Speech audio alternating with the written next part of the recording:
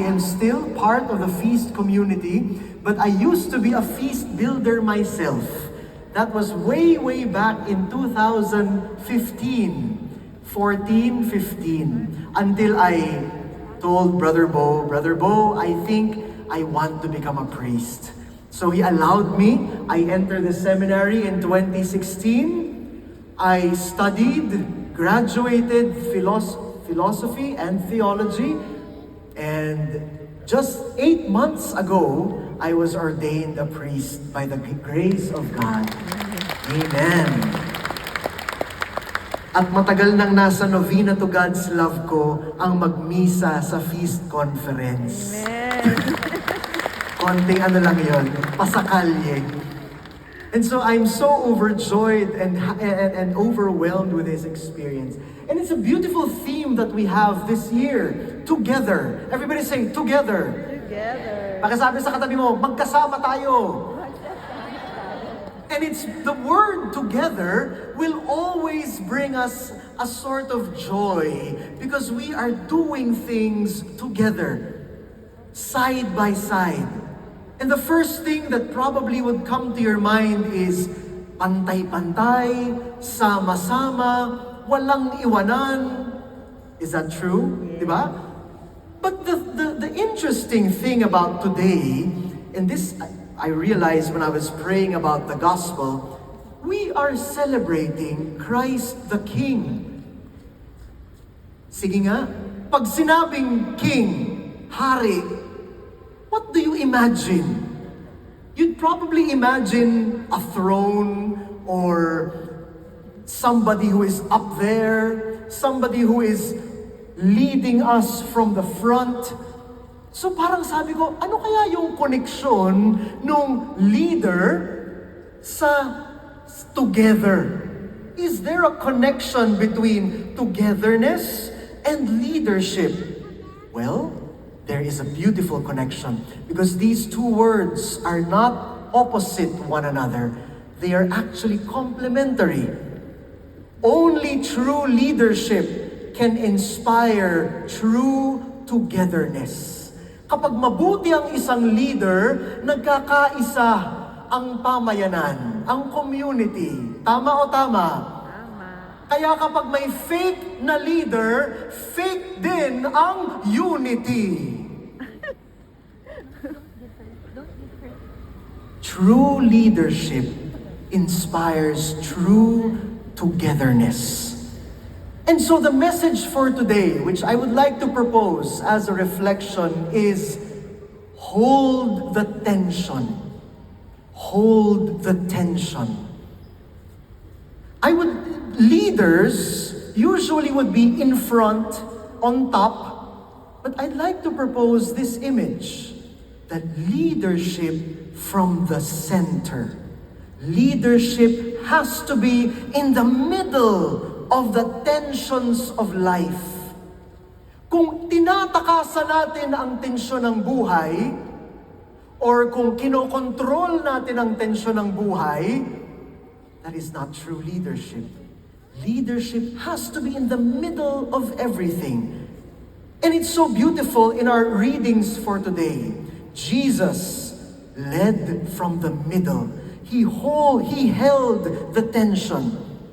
In the second reading, St. Paul says, all things were created through Him and for Him.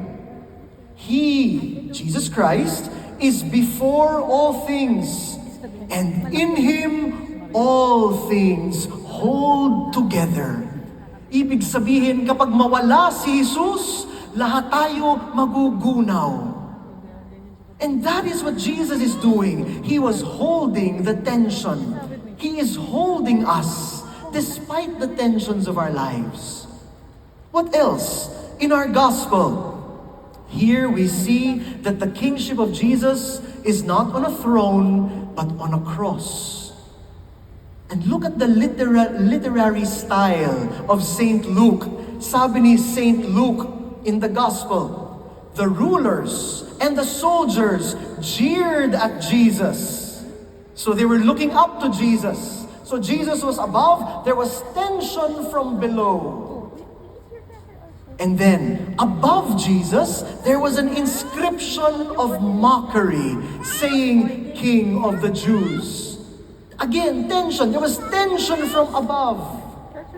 And then, may magkatabi si Jesus na dalawang thieves. There was tension from his left, tension from his right. And it's beautiful that St. Luke paints to us a picture of the tension of the cross. From below, above, left, and right. What is that? Jesus was holding the tension. Hindi niya tinakasan, hindi niya kinontrol.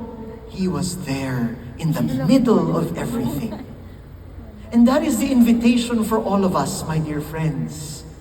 Kung gusto nating maging leader, huwag mong takasan ang problema mo. Huwag mong kontrolin yung mga tao sa paligid mo. Stay there where the tension is. And so what does it mean to hold the tension? I'll tell you a story. This happened to me during the pandemic. Nung pandemic po, I was in the seminary and we were in an immersion. We had an immersion with the urban poor communities sa Muntinlupa, sa gilid nung maximum penitentiary ng Bilibid Prison. So we were there for 3 weeks, and I had this foster mother with my foster brother, and all those 3 weeks, they were just very generous with us. Pero, may isang pinagbilin sa amin yung aming formators. Sabi niya, if you would like to give money to your foster parents, do not give it directly to them. Give it to the NGO that takes care of that foster family. So kami naman, okay, thank you. Kaya lang, sobrang ramdam ko yung generosity nila. And I just felt I wanted to give back. So before we left, in secret, I told my foster mother, Nanay, sa sobrang bait niyo po, gusto ko bang magsukli sa inyo? Halipo kayo, let's go for grocery shopping. Wow. Hindi pera ang binigay ko, in kind. Yan, hindi in cash. So nag-grocery shopping kami, tapos yung nanay, lagay ng lagay si nanay kung ano yung gusto niya. It was so much that we had to hide. When we were walking back to their house, dala-dala namin yung mga eco bag, nagtatago kami sa mga kapitbahay niya para hindi sila mainggit. So natapos yung immersion, bumalik kami sa seminaryo. And then one dinner, sabi nung istong formator namin, can I talk to all of you? Sino sa inyo dito ang nagbigay sa inyong foster family? Walang umaamin. Sino? Hindi ko na matiis. Taas akong kamay.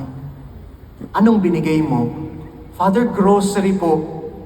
Gusto ko pong suklian yung kabutihan nila. Sino pa? Aba, may iba pa pala.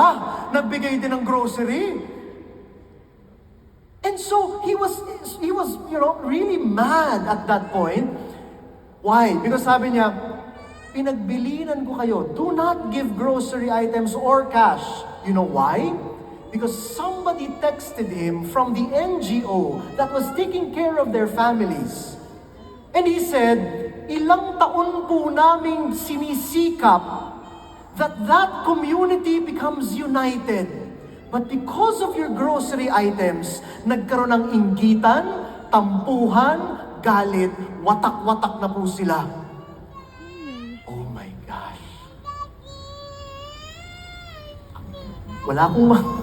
That was when I realized, and this was my realization, hindi lahat ng tama ay mabuti.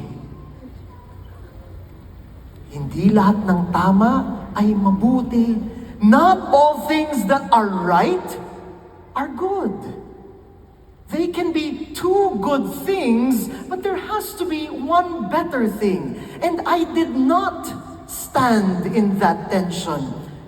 I just gave. I didn't think about it. I didn't pray about it. And that's what I mean when I say, if you want to do something good, wait lang. Stand at the tension. Hindi ikaw ang magsosolve ng problema ng mundo.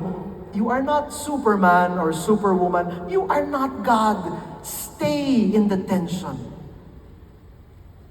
I want to talk to the parents who are here. How many are parents here? Raise your hands.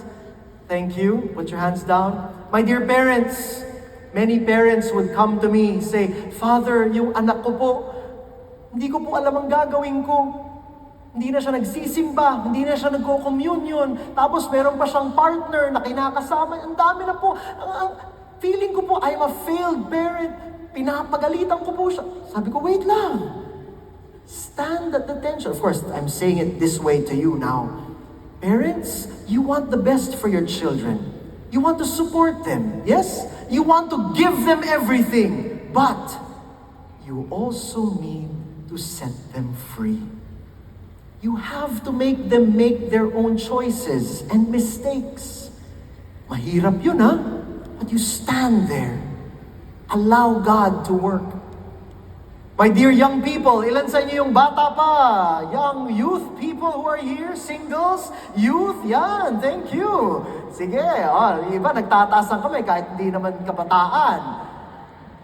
Okay, my dear young people, we all have experienced this. We want to find our own voice. We want to make a mark in the world. Gusto natin, ako to, unique ako. But then what do we sacrifice? We sacrifice the rules, the guidelines, the things that help us grow. Stand in the tension. Hindi pwedeng ikaw lagi. Hindi pwedeng entitled ka lagi. Minsan, kailangan mo ring sumunod. That's the tension. In our country today, lahat tayo, siguro, Pilipino, karamihan sa atin, many of us are asking the Lord, Lord, ano bang gagawin namin para bang walang nangyayari? Yes, prayer is the best, but we have to also trust.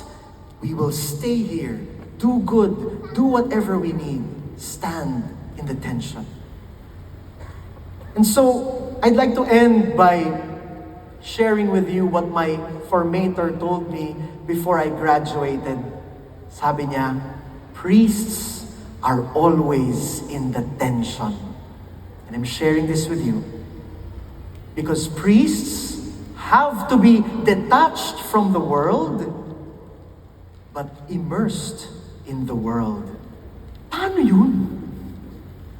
In the same way, Catholics, followers of Jesus, Christians, we are all challenged to be in the world, but at the same time, detached and connected to God. Stand in that tension. And that is true leadership. And so we come to God today, thanking the Lord that Jesus showed us true leadership. And we pray, Lord Jesus, we thank you. Because on the cross, you showed us not to escape our tensions in life, not to control people, but simply to be there with you. And Lord, when the time comes, even if we are in the tension, may we hear from you these words, today you will be with me in paradise. Amen.